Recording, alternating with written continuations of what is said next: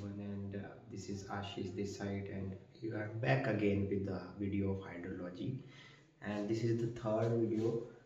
We will talk about the hydrological cycle. What is the hydrological cycle? We will talk about it. So, as you know, we have already discussed about the hydrology, and it deals with the water. So we will start with the precipitation first. सो पहले क्या होता है, पहले precipitation होती है, पहले पानी आया बारिश की तरीके उससे, और ये हमारा क्या है, ये ओशन है, ये पोर्शन क्या है, ओशन का पोर्शन है। तो जैसे प्रेसिपिटेशन आती है वैसे ही कुछ पानी जो है वो ये ग्राउंड लेवल है, ग्राउंड लेवल के ऊपर से सतह से जो पानी है, जो सरफेस फ्लो होता है वो ओशियन में with the help of gravity वो पहुंच जाता है वो पानी, जिसको हम सरफेस रन ऑफ या सरफेस फ्लो कहते हैं। फिर कुछ पानी अंदर को, जैसे हमारे आप जानते हैं कि सॉइल हमारी परमेबल है, तो जैसे कुछ पानी इन्फिल्ट्रेशन हो जाता है, इन्फिल्ट्रेट हो जाता है, नीचे चला जाता है ग्राउंड लेवल के। तो जो इन्फिल्ट्रेटेड वाटर है उसमें से भी कुछ अमाउंट अगर उसको एक रास्ता मिल जाता है तो वो बहुत ही जल्दी, मतलब प्रॉम्प्टली वो इंटरफ्लो, मतलब ज़मीन के अंदर से जो इंटरफ्लो होता है होते हुए वो ओशन में पहुंच जाता है। ये सरफेस वाला पानी, ये प्रॉम्प्ट मतलब जल्दी इंटरफ्लो होते हुए ओशन में पहुंच गया। अब उसमें से भी कुछ पानी और नीचे जाता है, क्योंकि हमारा यहाँ पे अभी भी परमेबल है स्ट्रेटा, तो वो जाके ग्राउंड वाटर टेबल में मिल जाता है। अब वही पानी जो ग्राउंड वाटर टेबल वाला है, वही पानी कुछ टाइम के बाद जब उसकी लेवल जो ओशन के बेड लेवल पे आ जाती है, तो वही पानी ओशन के बेड के लेवल के थ्रू अंदर जाता है ओशन में, और इसको हम कहते हैं डिलेड फ्लो और बेस फ्लो, जो काफ़ी देर में आया।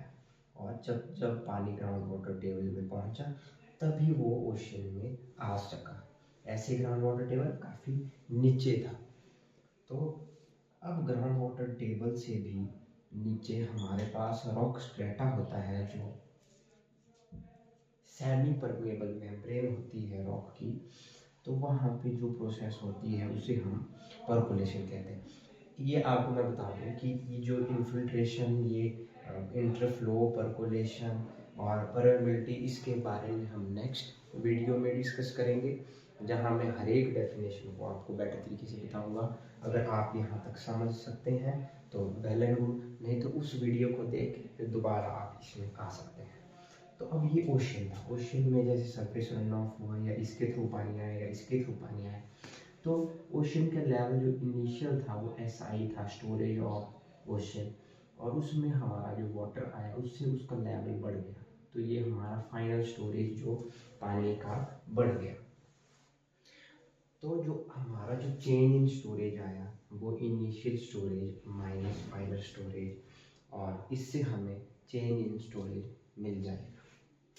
और जैसे हमारा यहाँ से इवेपोरेशन का लॉस भी होता है, तो वो जो स्टोरेज है उसमें ही हम निकाल सकते हैं, जो चेंज इन स्टोरेज में। अब एक और तरीके का जो लॉस है वो हमें कंसीडर करना पड़ता है, हालांकि ये इनसिग्निफिकेंट होता है लेकिन फिर भी हमें कंसीडर करना पड़ता है, और हाइड्रोलॉजिकल साइकिल का एक हिस्सा है ये भी।